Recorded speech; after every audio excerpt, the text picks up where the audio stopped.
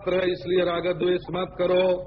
कि सब भान मात्र है, अपनी दृष्टि है, दृष्टा की दृष्टि ही दृश्य के रूप में दिख रही है, तो कहीं भी राग द्वेष मत करो। तो ये राग द्वेष से मुक्त होने पर अनेक बातें आपके जीवन में ऐसी आवेंगी, आपको क्या बतावें। इसी धरती पर और इसी जीवन में आपको साक्षात परमात्मा का दर्शन होगा, साक्षात परमार्थ का दर्शन होगा। अच्छा, वो क्या है? कारण ये है कि अपनी मान्यताएं जो है ना, वो हमारे दिमाग पर छाई रहते हैं। हम 17 बरस 18 बरस की उम्र के थे, तो कनखल में स्वामी भागवतानंद जी के यहाँ ठहरे हुए थे। इनकी जवानी थी उस समय। वो भरा हुआ चेहरा और बैठते थे आनंद से, और हम लोग हाथ में फूल लेके यज्ञेन यज्ञमय जंत देवा हैं। हमको याद है, हम चुप हो जाते थे। एक मंत्र जब बोला जाता था, जब हम चुप हो जाते थे। कौन सा? समे कामान काम कामाय मह्यम कामेश्वरो वैश्रवणो ददातु। जब ये मंत्र बोले जाता था तो उस समय हम चुप हो जाते थे। काम कामाय मह्यम था ना, कि मैं काम का कामी हूँ, है ना, और ये कामेश्वर वैश्रवण हमारी कामनाओं को पूर्ण करें। तो हमारे मन में आता था हम निष्काम हैं, हमको कुछ नहीं चाहिए है। हम काहे तो समय कामान काम कामाय मह्यम कामेश्वरो वही श्रवणो दधातु। हम कठोपनिषद का सांकर भाष्य उनसे पढ़ते थे। नारायण, उनकी जवानी थी, हम बच्चे थे। नारायण, तो कौन सी वहां रहते रहते मैंने एक संत मत के आचार्य को चिट्ठी लिख दी कि हम आपसे ध्यान सीखना चाहते हैं। तो उनका पत्र आ गया उत्तर में, और उन्होंने लिखा कि अपनी अब तक की सब मान्यताओं को छोड़ने के लिए तुम तैयार हो? तैयार हो तब तो हमारे पास आने से तुमको लाभ होगा। माने उनका मतलब था हम अपनी मान्यता तुम्हारे दिमाग में भरेंगे, तो तुम अपनी मान्यताओं को छोड़ो, हमारी मान्यताओं को अपने दिमाग में भरो। उनका मतलब ये था। और यदि अपनी मान्यताओं को छोड़ने के लिए तैयार नहीं हो तो हमारे यहां आने से कोई लाभ नहीं है। ये चिट्ठी महाराज भागवतानंद जी के हाथ में पड़ गई। वो नाराज हुए, बोले कि अरे इतने, है ना, ब्राह्मण पढ़े लिखे, है ना, इतने समझदार, वेदांत का स्वाध्याय करते हो, हैं? अरे वो तो तुम्हारी एक मान्यता छुड़ा करके अपनी मान्यता तुम्हारे दिमाग में भर के गड़बड़ ही तो पैदा करना चाहता है ना। एक मान्यता अच्छी है और दूसरी मान्यता बुरी है। ये मान्यताओं में ही अच्छाई और बुराई का भेद पैदा करके तुम्हारे मन में वो राग द्वेष उत्पन्न करना चाहता है। ये भेदवादी लोग हैं महाराज, भेदवादियों के संसर्ग से बचना चाहिए। नारायण, तो ध्यान करना है। तो भेदवादी लोग तुम्हारे हृदय के तराजू को बिगाड़ देते हैं। उसमें समता, तुला का जो न्याय है, जो तराजू का न्याय है, वो नहीं रहने देते हैं, एक तरफ झुका देते हैं। और उसके झुकाने का फल ये होता है कि सुषुम्ना का संचार बंद हो जाता है, न समाधि लग सकती, उससे ध्यान तो हो सकता है। ये मान्यता में पंथाई पने में ध्यान तो हो सकता है, परंतु न तो समाधि लग सकती, क्योंकि सुषुम्ना का संचार नहीं होगा, और न तो वैराग्य हो सकता, राग द्वेष की निवृत्ति नहीं हो सकती। तो ध्यान हमको ऐसा चाहिए जो हमारे राग द्वेष को निवृत्त करके और ज्ञान की जो धारा अवतीर्ण हो रही है हमारे हृदय में, उसमें जो रुकावटें हों उनको दूर कर दे और स्वयं उस पर अपना रंग न चढ़ावे। ध्यान ऐसा होना चाहिए जो हमारे राग द्वेष को दूर करे, ज्ञान धारा के प्रकाश में जो अवरोध हैं उनको दूर करे और अपना रंग ज्ञान पर न चढ़ावे। ज्ञान और ध्यान में ये फर्क होना चाहिए, हाँ, कि ज्ञान जो है वो ध्यान को पीसने में समर्थ होए, ध्यान ज्ञान को अभिभूत करने में समर्थ न हो। आपको हम ये छुट्टी देते हैं कि ये खंभा जो सीमेंट का बना हुआ है साथ, ये सोने का है, इसका आप ध्यान कीजिए। ये ज्योत स्तंभ है, ज्योतिर्मय स्तंभ है, ऐसा ध्यान कीजिए। इससे ये होगा कि आपके अंतःकरण में जो उल जलूल बातें भरी हुई हैं, वो निकल जाएंगी। ठीक है, उनके निकलने में ये समर्थ होगा। आप इसको ज्योति स्तंभ के रूप में ये ध्यान कीजिए कि जितनी दूर में खंभा है उतनी दूर में कुछ नहीं है, शून्य ही है। ये खंभा नहीं है, शून्य है, ऐसा भी ध्यान आप कर लीजिए। ये साकार नहीं है, निराकार है, ऐसा भी ध्यान कर लीजिए। का ये मलिन नहीं है, ज्योति है, ऐसा भी ध्यान आप कर लीजिए। परंतु ये आपका ध्यान वास्तविकता के ज्ञान में आड़े ना आ जाए, प्रतिबंध न उपस्थित कर दे, का ये सच्चे ज्ञान के उदय में बाधक न हो जाए। तो आप खंभे का ध्यान कीजिए, परंतु खंभे से राग मत कीजिए।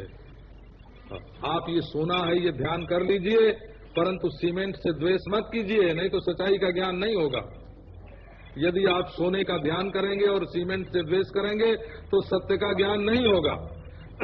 तो नारायण, ध्यान के लिए ध्यान हमेशा ही ऐसा रहना चाहिए कि जिस दिन हम ध्यान में दिया सलाई लगावेंगे, एक दिन आप जो ध्यान कर रहे हैं उसमें ज्ञान की दिया सलाई लगाई जाएगी, और ये भेद लेकर के जो ध्यान बैठा हुआ है, बिना भेद के ध्यान नहीं बैठता। उस दिन आपको ये मालूम पड़ेगा कि जिसको हम छोड़ रहे थे सो और जिसका ध्यान कर रहे थे सो, दोनों एक ही हैं। ये ज्ञान होने वाला है आपको। तो ध्यान कहीं आपको ध्येय में अनुरक्त न कर दे और अध्येय से द्वेषी न बना दे। इसका ध्यान रखते हुए आप कोई भी ध्यान, निराकार का ध्यान करो, साकार का करो, पत्थर का करो, शून्य का करो, जैसा हो वैसा ध्यान करो, परंतु वो ध्यान राग द्वेष को मिटाने वाला होना चाहिए। नहीं तो वो ज्ञान की रोशनी, ज्ञान की अग्नि से, ज्ञानाग्नि से कब वो प्रज्वलित नहीं होगा, जलेगा नहीं। तो ये हुआ, एक तो ईश्वर में ममता करके राग द्वेष मिटाने की प्रक्रिया बिल्कुल सबके लिए है। ये राह चलते के लिए है, ये चिड़िया के लिए है, गीध के लिए है, ये गीध के लिए है। गीध देह तजी धरि हरि रूपा, ये गीध के लिए भी ये ध्यान है, ममतानुबंधी ध्यान, भगवान मेरे हैं। और समतानुबंधी ध्यान विवेकशील पुरुषों के लिए है, और अहंतानुबंधी ध्यान ये वेदांतियों के लिए है। हाँ, उसकी चर्चा भी हम आपको सुनावेंगे। परंतु ये तो अंतःकरण की तैयारी है, जहां चींटी का शरीर भी और ब्रह्मा का शरीर भी दोनों या तो प्रतीति भान है, या तो दृश्य है, या तो सत्ता सामान्य है, या तो भूत है, या तो भौतिक है। क्या शकल हुई छोटी और क्या शकल हुई बड़ी है? क्या उम्र कुछ 4 दिन ज्यादा हुई, 4 दिन कम हुई, और घेरा थोड़ा बड़ा हुआ, थोड़ा छोटा हुआ, लेकिन है ये सब का सब दृश्य जो है वो एक ही। इस दृश्य के एकत्व का जो चिंतन है, ध्येय चिंतायाम, संस्कृत भाषा में ध्यान शब्द जो है ना, ध्येय चिंतायाम, चिंता संतान परंपरा, महत्व बुद्धिया, महत्व बुद्धि से चिंता संतान परंपरा ध्यान है। तत्रैकतानता ध्यानम, ये योग दर्शन का सूत्र है। रागोपहतिर ध्यानम, राग द्वेष न होने पावे कहीं, इसका नाम ध्यान है। ये सांख्य दर्शन का सूत्र है। और तत्रैकतानता ध्यानम, ये योग दर्शन का सूत्र है। और महत्व बुद्धि से कि ये हमारी भिन्न भिन्न आसक्तियों को मिटा देगा, इसके लिए एक तत्व का चिंतन। तो एक तत्वाभ्यास जो है ये भी राग द्वेष को मिटाने वाला होता है। ध्यान का प्रयोजन भेद बुद्धि को दबाना है, और इसमें सफलता उन लोगों को बिल्कुल नहीं मिल सकती जो पहले से संकल्प तो रखेंगे कि जब ऑफिस में जाएंगे, बाजार में जाएंगे, दुकान पर जाएंगे तो दूसरे का जेब काटेंगे, है ना। जब जुआ घर में जाएंगे तो बेईमानी करके दूसरे की जीत लेंगे, है ना। और नारायण स्त्रियों से मिलेंगे तो अनाचार व्यभिचार करेंगे। अपनी वासना को तो रखना चाहता हो संपुष्ट, और करना चाहता हो राग द्वेष मिटाने वाला ध्यान, तो वो उसका ध्यान तो भले 5 मिनट, 10 मिनट, 15 मिनट के लिए लग जाए, लेकिन उसके जीवन में किसी प्रकार का परिवर्तन नहीं हो सकता।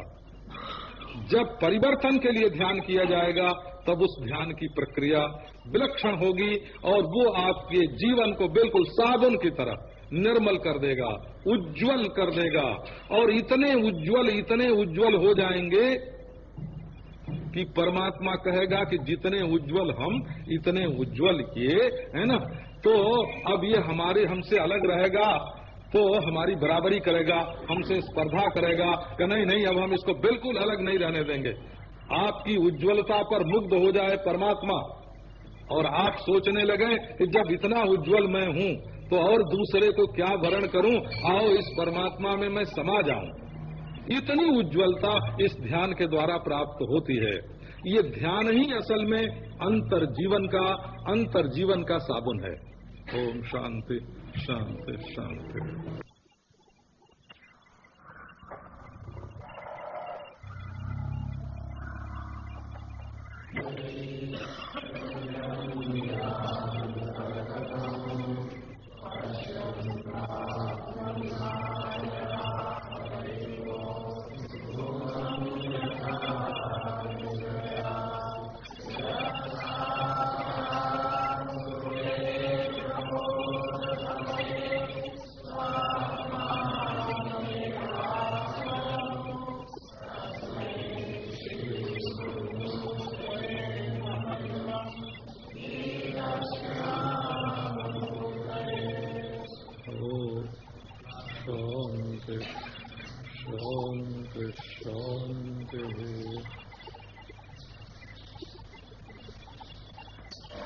नारायण नारायण नारायण।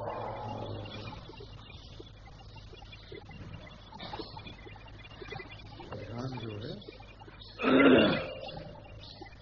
वो राग द्वेष को बिल्कुल मिटा देता है। उसको समतानुबंधी ध्यान कहते हैं। सब मिट्टी, सब पानी, सब आग, सब हवा, सब आकाश, सब परमात्मा, सब आत्मा, ये तत्वा चिंतन है।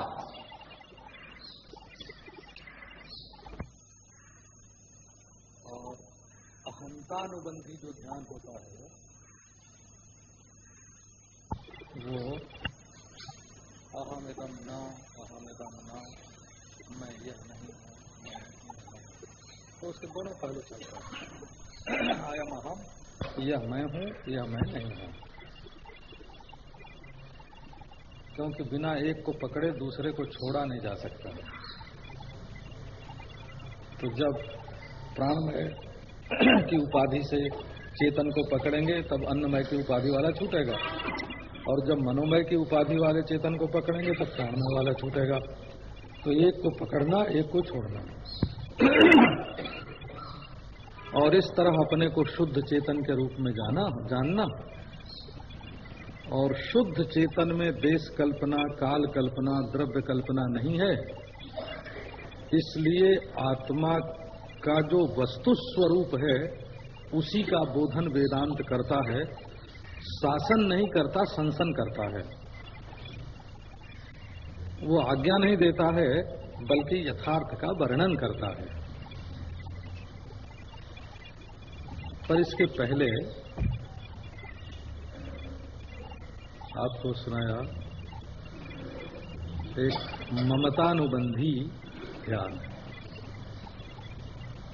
ममतानुबंधी, समतानुबंधी और उससे भी पहले ममतानुबंधी ध्यान।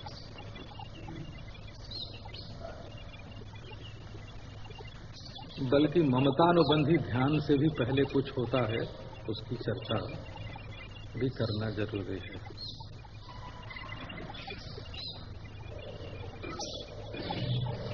जो लोग अपने अंतःकरण को शुद्ध करने की चेष्टा नहीं करते हैं और ज्ञान का अभिमान कर लेते हैं, उनके जीवन में कहीं न कहीं पतन अवश्य आता है।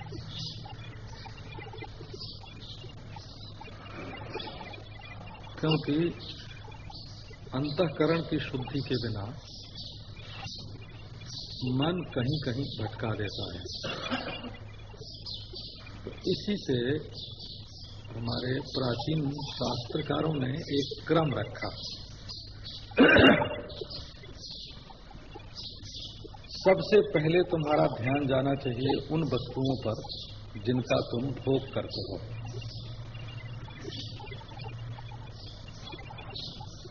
तो वो माने खाने की चीज है, पहनने की चीज है, स्त्री पुरुष का परस्पर बर्तन है, सहवास है। तो भोग की वस्तु पर पहले ध्यान जाने का अर्थ क्या है? वो वस्तु क्या है ये देखने का नहीं होता हो, है ना? जैसे कोई कहे कि प्याज बहुत गुणकारी है, तो अब आयुर्वेद की दृष्टि से प्याज के गुणकारी होने में कहाँ संदेह है। वो तो विज्ञान से सिद्ध है कि शरीर में अमुक अमुक रोग को प्याज मिटा देता है। परंतु शास्त्र जब कहता है कि प्याज मत खाओ, तो उसका मतलब ये होता है कि गुणकारी वस्तु की ओर मन प्रवृत्ति बहुत जल्दी हो जाती है। तो देखना यह है कि तुम्हारा मन कंट्रोल में है कि नहीं, नियंत्रण में है कि नहीं। तो धर्म ये नहीं कहता कि प्याज बहुत बुरी चीज है, जैसा कि है ना, अब आजकल लोग कहते हैं इसमें उत्तेजना होती है, इसमें अमुक होता है, तमुक होता है।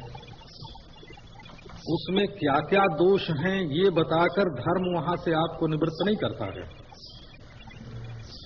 यदि दोष बताकर निवृत्त करे तब तो आप मशीन से भी उसके दोष जान करके निवृत्त हो सकते हैं, अनुभव से भी उसके दोष जान करके निवृत्त हो सकते हैं कि भाई इसके खाने से ये दोष होता है। आपकी जानकारी में वो पूरा गुण हो तब भी धर्म आपसे कहेगा कि इसको मत खाइए।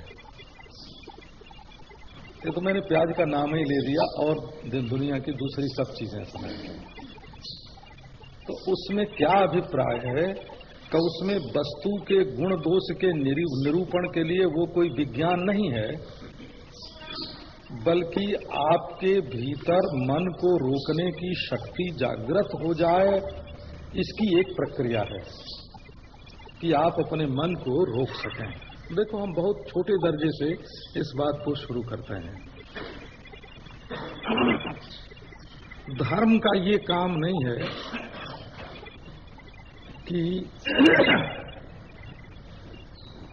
तुम्हारे शरीर के लिए प्याज में क्या हित है क्या अहित है इसका विश्लेषण करके लेबोरेटरी में बतावे और कहे कि ये तुम्हारे लिए बहुत नुकसानदेह है, बहुत हानिकारक है, इसको मत खाओ। शारीरिक दृष्टि से धर्म निरूपण नहीं करता है, धर्म निरूपण करता है अंतरात्मा की दृष्टि से। तो इसमें देह की अपेक्षा आप अंतरंग में जाते, ये भी एक ध्यान है। जीवन में धर्म का अवतरण भी एक ध्यान है। तो सबसे पहली बात ये आती है तो बोल, जैसे देखो आप कहते हो ना प्याज बहुत गुणकारी है इसलिए हम खाएंगे। अच्छा, तो क्या यही दृष्टि आप स्त्री के संबंध में या पुरुष के संबंध में रख सकते हैं? क्या आप सोच सकते हैं कि ये स्त्री बड़ी सुंदर है, बड़ी मधुर है ना, बड़ी गुणवती है, इसलिए हमारे संभोग के योग्य है? क्या ऐसी व्यवस्था आप कर सकते हैं? कि नहीं, स्त्री गुणवती होने से आपके लिए भोग्य नहीं होगी, वो मर्यादानुकूल, धर्मानुकूल, है ना, संविधानानुकूल यदि आपको प्राप्त होगी तब वो संभोग के योग्य होगी। संविधान ये नहीं कहता है कि ये चीज खाने से या भोगने से तुमको अमुक रोग हो जाएगा, इसलिए हम मना करते हैं। संविधान वस्तु के गुण दोष का ध्यान रख करके तुम्हारे कर्तव्य अकर्तव्य का निरूपण नहीं करता, बल्कि वो व्यवहार की मर्यादा को देख करके संविधान कर्तव्य अकर्तव्य का निरूपण करता है। ऐसी धर्म जो है वो संविधान स्वरूप है। वो स्त्री के गुण अवगुण और पुरुष के गुण अवगुण देख करके कर्तव्य अकर्तव्य का निरूपण नहीं करता, वो केवल मर्यादा देख करके गुण अवगुण का निरूपण करता है। ये बात यदि आपको मालूम हो तो ईश्वर की बड़ी कृपा है आप पर। नहीं तो आप धर्म क्या है, धर्म क्या नहीं है, इसकी जांच लेबोरेटरी में करने लगते, थर्मामीटर लगा के करने लगते, खून की जांच करके करने लगते। तो नारायण, धर्म आपके मन पर रोक लगाने के लिए होता है कि आपका मन उच्छृंखल न हो जाए। सुंदरी से सुंदरी, गुणवती से गुणवती, किशोरी से किशोरी, है ना, और मधुमयी रसमयी स्त्री आपके सामने उपस्थित हो, परंतु आपके हृदय के भीतर बैठा हुआ धर्म आपको मना कर दे कि नहीं, ये धर्मानुसार तुम्हारे संभोग के योग्य नहीं है। धर्म का काम गुण अवगुण को बताना नहीं है, धर्म का काम तुम्हारी क्रिया को और तुम्हारे मन को रोकना है। ये बात हमको हमारे गुरुजी ने 12 बरस की उम्र में उनके पास पढ़ने के लिए आया था और 17-18 बरस 17 बरस तक समझो उनके पास पढ़ता रहा। और इस बीच में उन्होंने हमारे दिमाग में बिल्कुल भर दी, शास्त्र शाश्वत संविधान है, वो गुणावगुण परीक्षा करके डॉक्टरों के विज्ञान के जैसे सिद्धांत बदलते हैं वैसे बदलने वाला सिद्धांत नहीं है। वो हमारे कर्म को रोकने वाला है, हमारे मन को रोकने वाला है।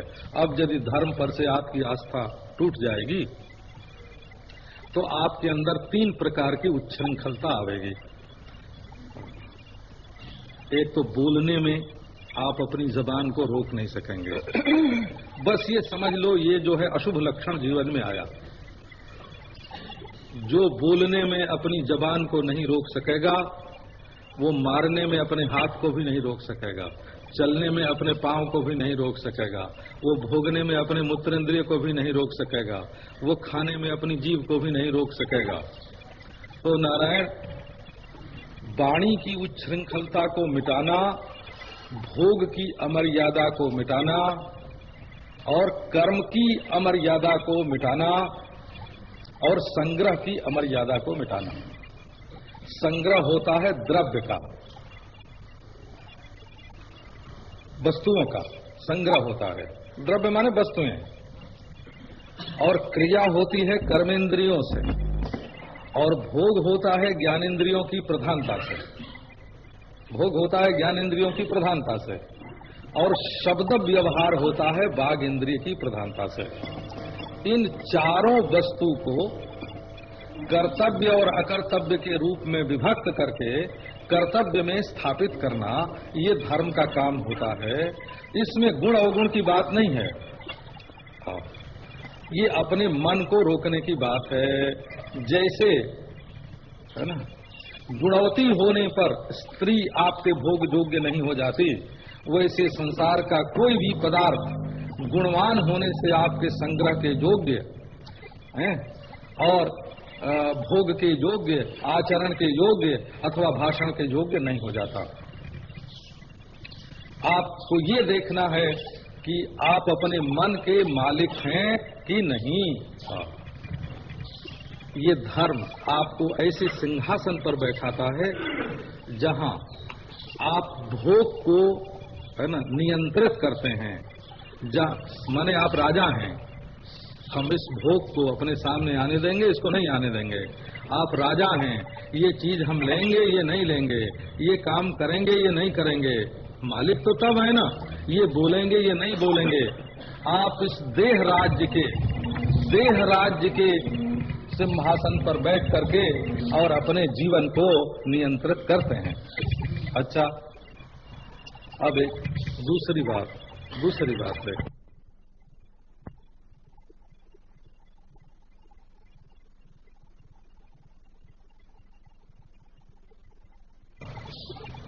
तो ये दूसरी बात ये देखो कि इसमें ध्यान का कोई स्थान है कि नहीं।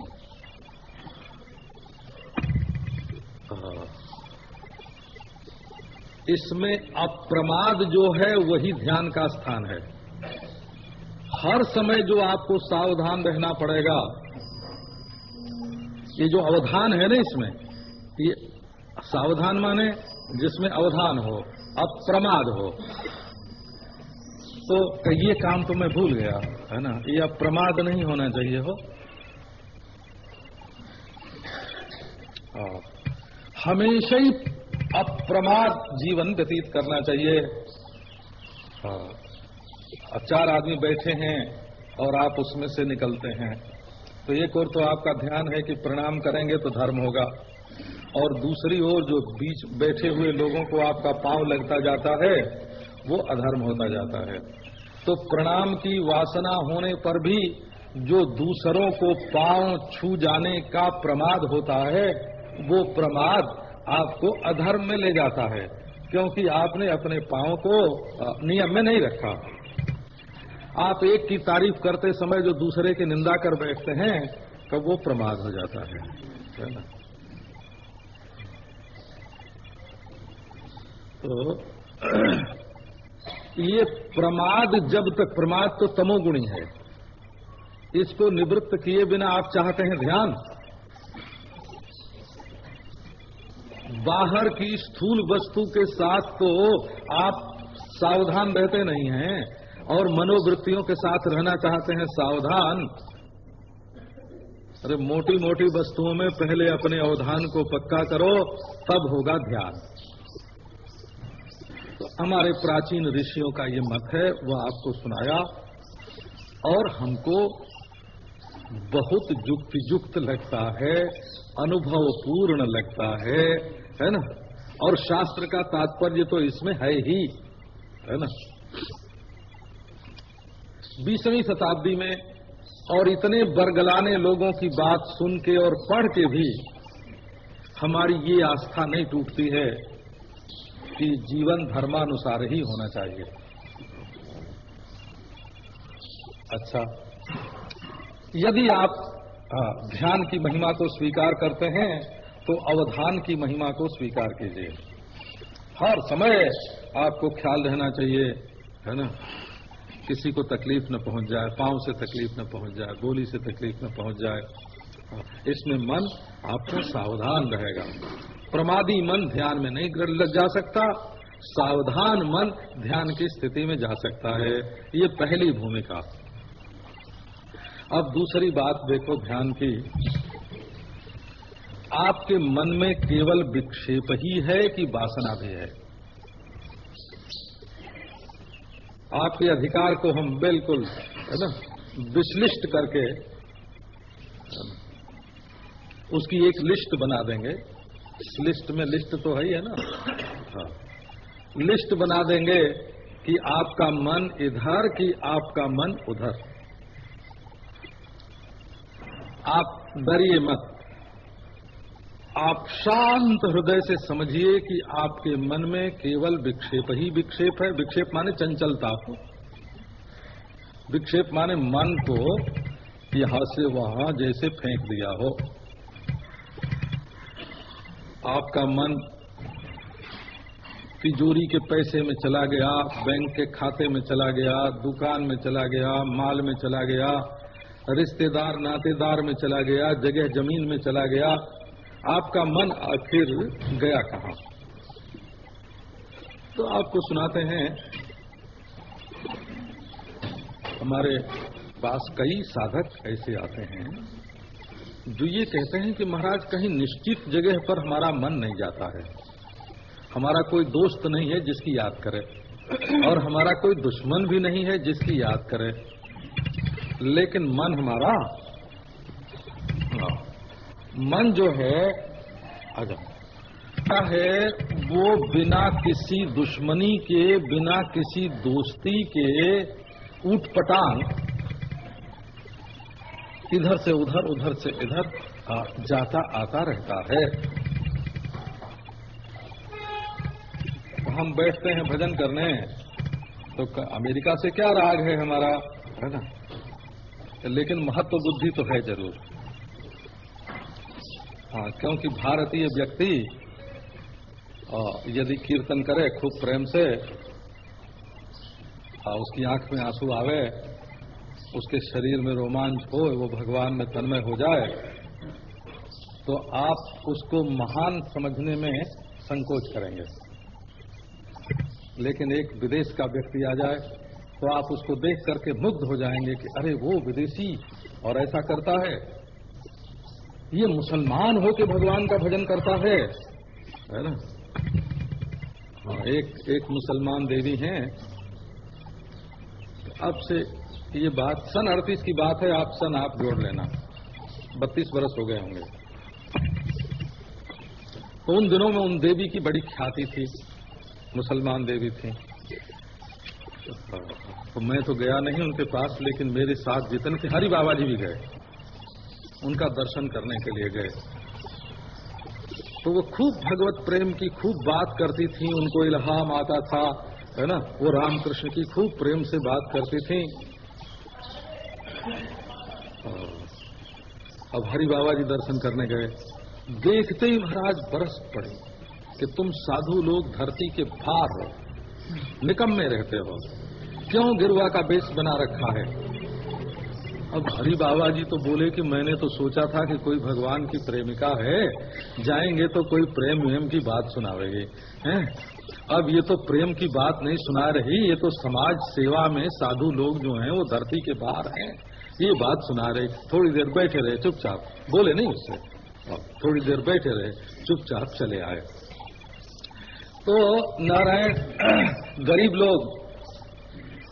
लोग अपनी भलाई के लिए विदेश की ओर ताकते हैं, वो चीन, रूस, पाकिस्तान की ओर देखते हैं, और धनी लोग जो हैं वो अपनी भलाई के लिए अमेरिका और ब्रिटेन की ओर देखते हैं, कनाडा, फ्रांस की ओर देखते हैं।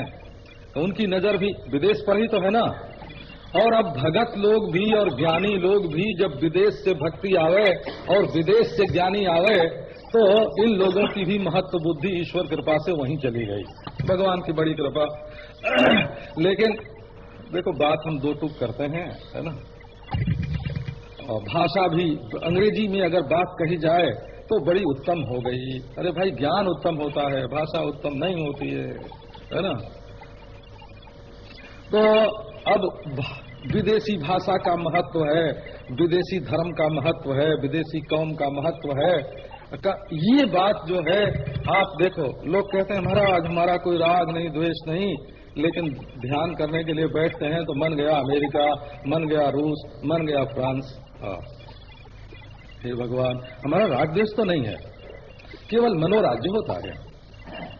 तो यदि केवल मनोराज्य है, आपके मन में राग द्वेष नहीं है, तो हम 1 मिनट में आपका मनोराज्य बंद कर सकते हैं।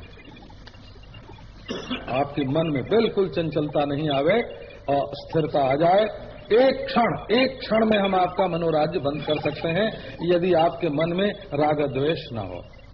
और ये कहो कि आप अकेले में 2 पैसे की फूल माला और चंदन और पत्ता लेके एकांत में हमारे पास आओगे, तब हम तुमको ध्यान सिखा देंगे, है ना, और कोई मंत्र बता देंगे।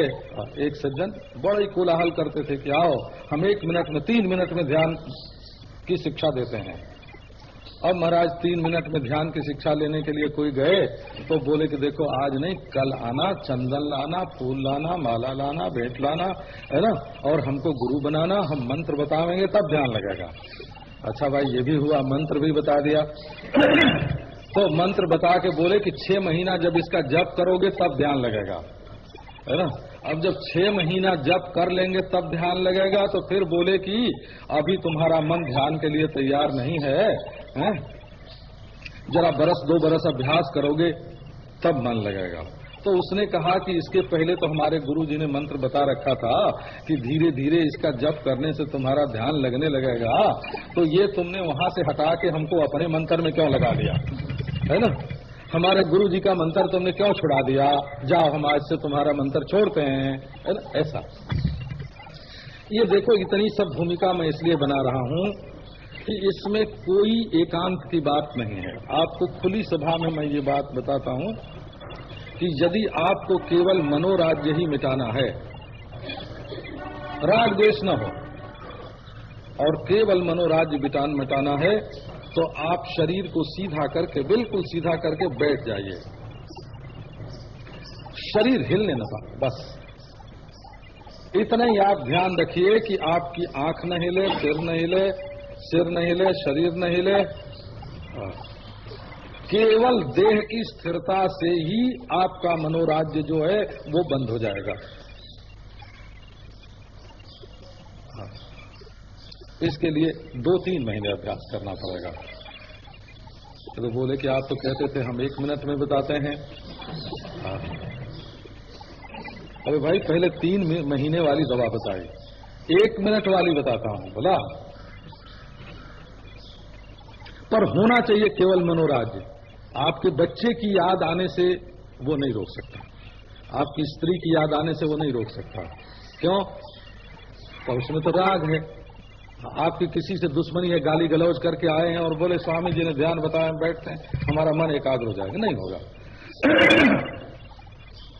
वो ये है कि आप बैठिए शांति से और हमारी आंख की पलक हिलने न पावे। केवल इतना ही ख्याल रखिए, पलक नहीं पुतली, हमारे आंख की पुतली हिलने न पावे। केवल इतना ही ध्यान रखिए कि आंख के तारे, आंख की पुतली, नेत्र की कनीनिका, संस्कृत भाषा में उसको नेत्र की कनीनिका बोलते हैं। नेत्र की कनीनिका, आंख का तारा, आपकी पुतली हिलने न पावे।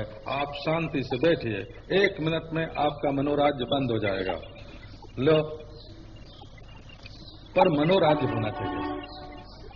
हम उसके लिए आसन से भी वो बंद होता है, प्राणायाम करें तो उससे भी बंद होगा। भला प्राणायाम में या तो आप श्वास को थकाने के लिए पूरक और रेचक का अभ्यास करें, अथवा केवल कुंभक करें। कुंभक दोनों तरह का होता है, बाह्य भी और आंतर भी। प्राणायाम से भी मन बस में होता है, प्रत्याहार से भी मन बस में होता है। बारंबार एक मन को जगह जगह से लौटा के ले आइए। एक जगह धारणा करने से भी मन बस में होता है, एक वस्तु के ध्यान में संलग्न होने से भी होता है, शांत हो जाने से भी होता है, दृष्टा होने से भी होता है। लेकिन आपके मन में वासना नहीं होनी चाहिए। अब यदि वासना हो तो क्या करना चाहिए? ये देखो, ये अभ्यास की बात बताई। अभ्यास से केवल वही मन बस में हो सकता है जिसमें वासना नहीं है, और वासना तो वासना से कटेगी। इसी को हम ममतानुबंधी ध्यान बोलते हैं। धाम के लिए, मकान के लिए धाम लो, है ना, अपने रूम के लिए निकुंज लो, प्रियतम की जगह पर राधा कृष्ण सीता राम गौरी शंकर को, ये सब पंथ हैं, बोला, ध्यान के पंथ हैं। जैन हो तो तीर्थंकर को ले, है ना, वीतराग तीर्थंकर का ध्यान करो, वीतराग विषयम वा चित्तम, प्रेम करना पड़ेगा उससे। हाँ, बौद्ध हो तो बुद्ध को ले,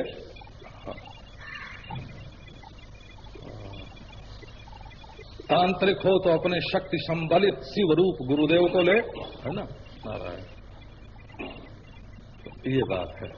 तो क्या होगा, फिर वासना का मुंह जो है वो मुड़ जाएगा, और जब वासना का मुंह मुड़ जाएगा तो स्वाद आने लगेगा, और स्वाद आने से रस आ जाएगा। सीताराम की उपासना, राधा कृष्ण की उपासना, गौरी शंकर की उपासना, लक्ष्मी नारायण की उपासना, है ना, सांब सदा शिव की उपासना, शक्ति की उपासना, शिव की उपासना वासना को मिटाने के लिए होती है। आओ आपको नारायण। तो जैसी जैसी वस्तु से आपकी ममता होती है, उस ममता को इधर से हटाकर भगवान के साथ, भगवत वस्तु के साथ जोड़िए। अब कुछ थोड़ा सत्य का आभास हो जाता है, सो भी श्रवण करने से उधार लिया हुआ ज्ञान बहुत लोगों को होता है। ऊंची ऊंची बात सुनते हैं, अपनी स्थिति पर से नजर हट जाती है। ज्ञान पोथी में लिखा हुआ है कि ज्ञान गुरु से सुना हुआ है कि ज्ञान रटा हुआ है, कि ज्ञान याद किया हुआ है।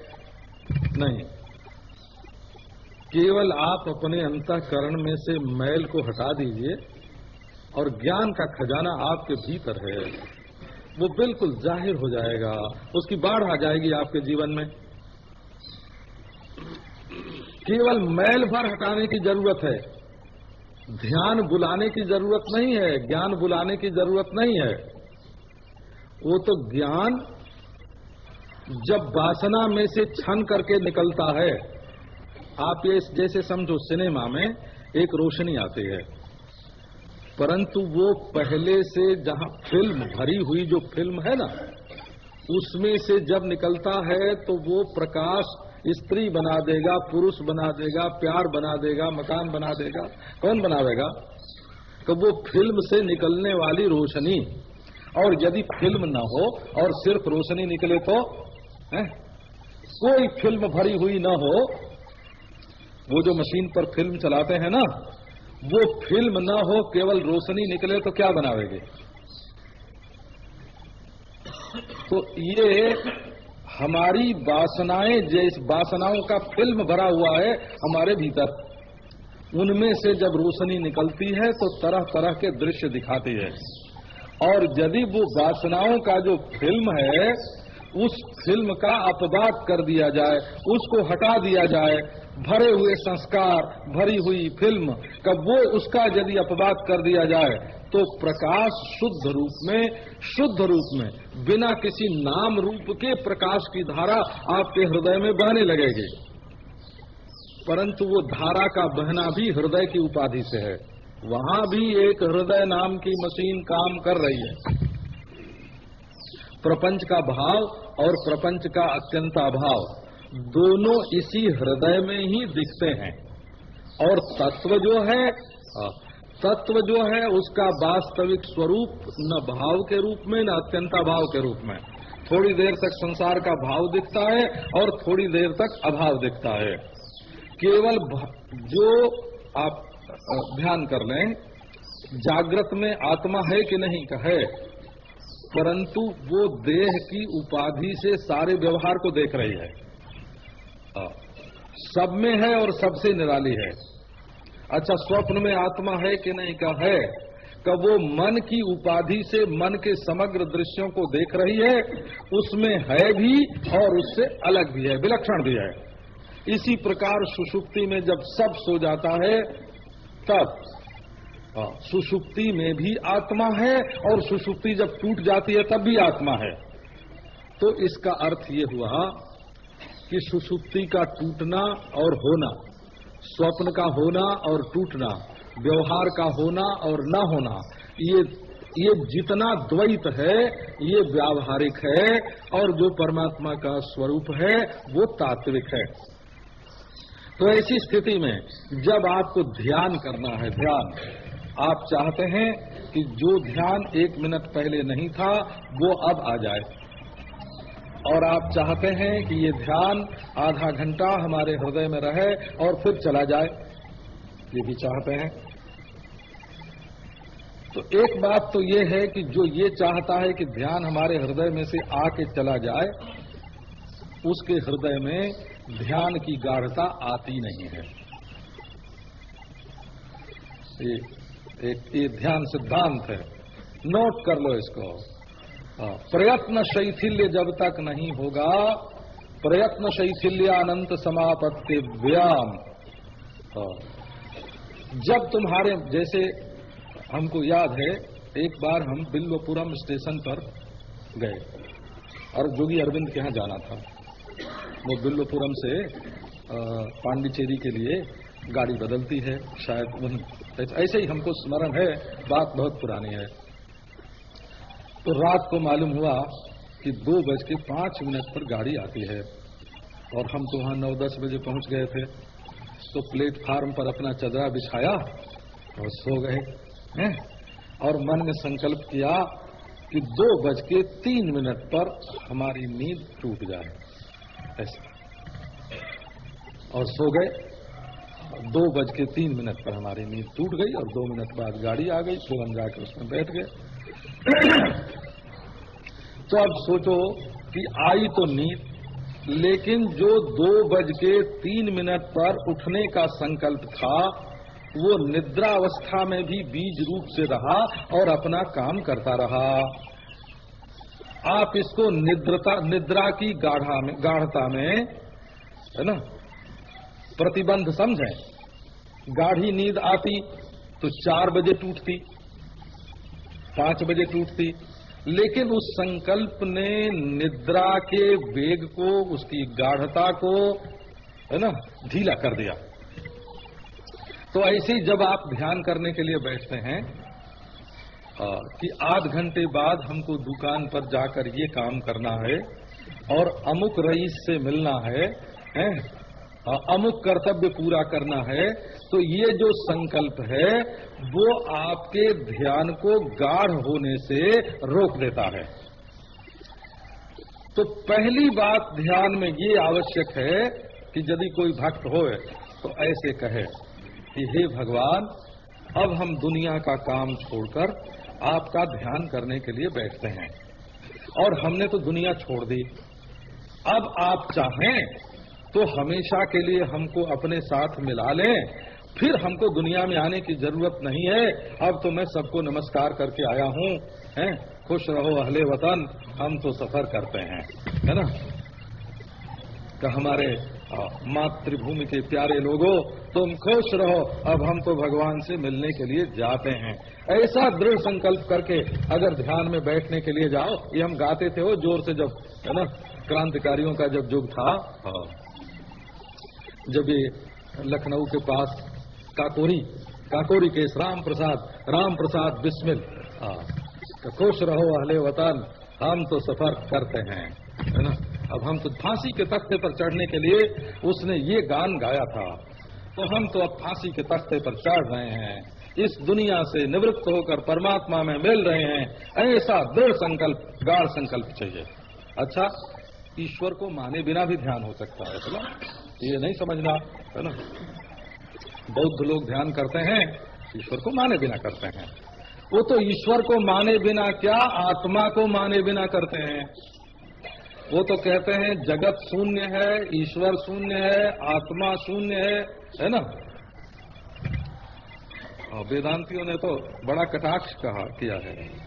वो कहते हैं शून्य भी कहते हो और है भी कहते हो, है ना। शून्य मासीदिति ब्रूषे सदयोगा